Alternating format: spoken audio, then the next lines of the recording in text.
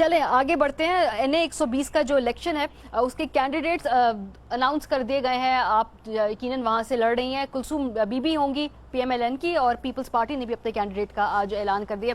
NA-120 میں کیا صورتحال ہے؟ کلثوم بی بی کے سامنے آنے کے بعد آپ سمجھتی ہیں کہ دو خواتین کا مقابلہ ہوگا تو نون لیگ کی قدرے پوزیشن جو ہے اس کینڈیڈیٹ کے بعد ایک ہیلدی, ایک مزیدار تگڑے مقابلے والی ہوگی؟ دیکھیے جی, مقصد یہ ہے کہ پچھلی دفعہ کلثوم بی بی کے میاں نے میرے ساتھ الیکشن لڑی تھی, تو جب ان کے میاں لڑے تھے الیکشن تو تب بھی میں نے 52,000 سے زیادہ ووٹ لیے تھے, اور اس حلقے میں لیے تھے. 23 دن پہلے میں گئی تھی اس حلقے کے اندر, اور وہاں کے لوگوں نے اتنے محبت سے, انہوں نے تو کہ دھاندلی نہ کی ہوتی تو ووٹوں کی کاؤنٹ کچھ اور ہونی تھی, لیکن اس کے باوجود انہوں نے ہر قسم کا, وہ کہتے ہیں نا, حرکتیں کرنے کے باوجود بھی I still managed to get about 52,000 plus votes.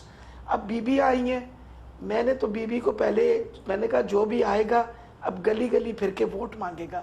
وجہ یہ ہے کہ وہاں کے لوگ کی عادتیں ہم نے خراب کر دی ہیں.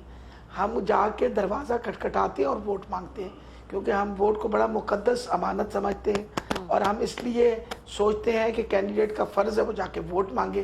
اس لیے میں پوری تسلی سے کہتی ہوں کلثوم بی بی اتنا ہی ووٹ مانگے جس طرح میں مانگ رہی ہوں, تو پھر دیکھیں گے کمپٹیشن کیا ہوتا ہے. ابھی تو ان کے لیے کوئی کمپٹیشن وہاں نہیں ہے. ٹھیک ہے, شاید اس تسلی میں بیٹھے ہوں کہ جو PhD کی ہوئی انہوں نے دھاندلی کے اندر, اس PhD کی وجہ سے کوئی ایسا انہوں نے کام کر دکھایا ہے کہ شاید ان کو ووٹ مانگنے کی نہ ضرورت پڑے, اور کہیں آسمان سے اتر کے ووٹ آ جائیں یا کسی دھاندلی زدہ طریقے سے ووٹ بن جائیں ان کے.